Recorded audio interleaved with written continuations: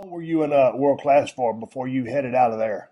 I was there about a year and a half, I think. So what was the next stop? The next stop was Profit Promotion, the NWA in North Carolina. Yeah, but that was short-lived, wasn't it? How did that go? Yeah. Oh, that was terrible. That was terrible. I What stayed there went about wrong? 3 months. What went wrong? They wasn't using me. I mean, they were using me, but they had me like preliminary, and the money was so bad I couldn't stay there. So that's when I left there. I had to leave. I gave them my notice, and I left. And then that's when you ended up in WWF? Yeah, Vince had called. He had called Gary Hart, who was a good friend of mine. He had called Gary Hart, and Gary Hart got a hold of me and told me, "Sir, Vince is looking for you. He trying to call you."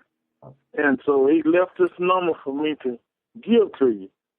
So I said, well, I really wasn't ready for big time. I didn't know if I could handle it. So anyway, I called Vince up, and Vince said, look, I would like to have you as somebody that's really close to my heart recommend you come in and then me bring you in, and they love working with you. I said, who is that? He said, Andre the Giant. I said, oh, well, yeah. So anyway, he gave me a starting date. And he said, I want the other guy that's with you too, Friday. So we both went to the WWF. So you had an interesting relationship with Andre the Giant. Y'all had worked together before, but once you got to WWF, is that when the incident happened? No, it happened in Mid-South when I was with Bill Watts. Oh, okay. I got crossed up there. So you're out there with Andre the Giant, and I guess you was a little bit nervous, blew a high spot, and Andre said something that you didn't like and totally offended you. Yeah, we was in the ring. That was my very first time ever working with Andre. I had met him a lot of times, and it was my first time working with him. And in the ring, he called me a real bad name because of a spot that I missed. Right. And, so anyway, he called me that name, and he got up and he nailed me. And when he nailed me, that's when I went crazy on him, and I drove him back into that corner, and I just beat until I just got tired of beating. But it wasn't like I was throwing him all over the place or nothing like that. It was just that I was just nailing him. He was covering up a lot, but then it busted his lip and all that kind of stuff. And but we made up for that. It didn't go on every night. It didn't go on every night, but a couple of nights later in the dressing room, I guess it was the first time you'd seen him since that happened, and you had to come to Jesus meeting with that guy. Yeah. Well, what happened is I was still mad from the name he called me and the way he was, he jumped up and nailed me. Even though I got the best of him, the next night we was in Baton Rouge. And when we was in Baton Rouge, our dressing room John, all the dressing room John, and we could go back and forth and talk to each other. So I got my gun, put it in my pocket, over 357 Magnum, and I put it in my pants pocket. And I walked across over there to Andre. He was sitting there talking to Dusty Rhodes. And I said, Andre, don't you ever. I had my finger on his nose. I was popping his nose. And I'm glad to this day he didn't do it. I know I probably would have been in prison because when you try to fight him, because if Andre fought back, I couldn't have whooped that big guy. Yeah. And that guy, he wasn't just a big old guy and couldn't, he was a monster. Right. So anyway, he's all balls, I'm sorry. And I won't say what I told him after that, but anyway. Y'all got along just fine from then on, huh? We got along good from then on. And I remember one incident where we were working with each other in Lubbock, Texas. And I went to run from Andre. This was in the ring. I went to run from him. He grabbed my skirt, and it broke the string in my skirt. And so I just pulled the skirt off and kept on working. So I kept on working, and when I got to the dressing room, I had my skirt. I don't know where Andre got it from, but he come to the dressing room. I saw the boss and had a string. He had got a string from somewhere.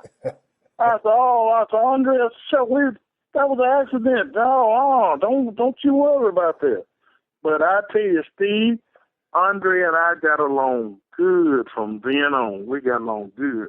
But I never did trust him, though. Right. So that big song out to crush you. Hey, I got to meet Andre. He was on the crutches then. I guess he'd already had his back surgery, and he was on the way down. And he came through the restroom door there at Center Stage when I was working for WCW, and I was wrestling as Stunning Steve. Nobody really knew who I was, and he sure didn't. And he was one of the biggest stars in the world, or had been. And I stuck my hand out and introduced myself to him, and I met Andre before he died. But I always heard so many Andre stories from the guys that travel with him, and stories of him drinking beer and wine. How physically strong was he actually? Because you're a big dude, close to 400 pounds. Could he just manhandle you when he wanted to? Yeah, Andre was. I worked with him a lot of time, but it was always amazing just to work with Andre. When we lock up, you could just feel. You don't feel human strength; you feel animal strength. Now, I worked with a bear years ago, one time, and that animal strength, you could feel that animal strength in Andre. That's why I know what animal strength feel like. Right. But he knew how to use it now.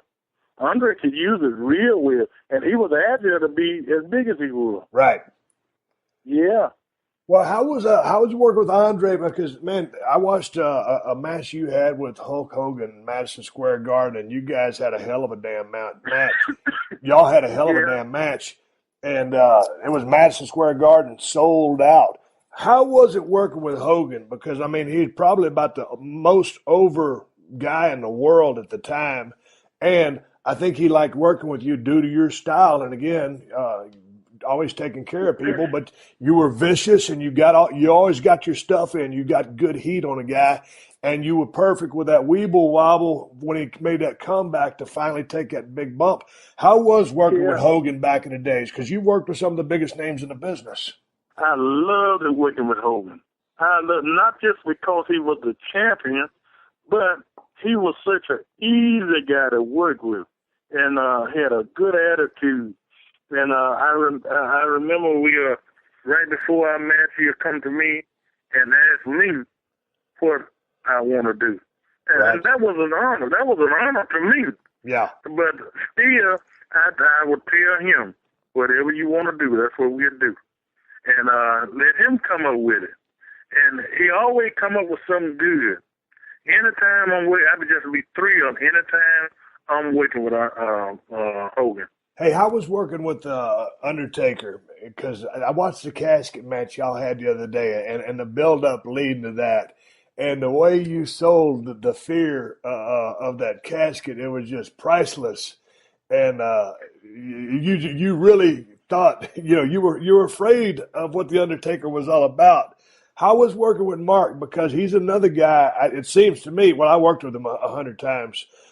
Very light on his feet and fun to work with. How was that for you? The same. I mean, he was a super nice guy anyway. Yeah. And he was easy for me to work with. He was really easy for me to work with. Good attitude. It was nice working with. You didn't do any leapfrogs working with Undertaker, did you? No. But I leapfrog Hogan. Oh, you did? I got to go back and see if I can find that. Yeah. Leapfrog Hogan. Hey, well, how was it? The Warrior just passed away not too long ago. You had a couple of matches with that guy, right? Oh yeah, I had a lot of matches with him. Yeah, now with him, he treated me real well too.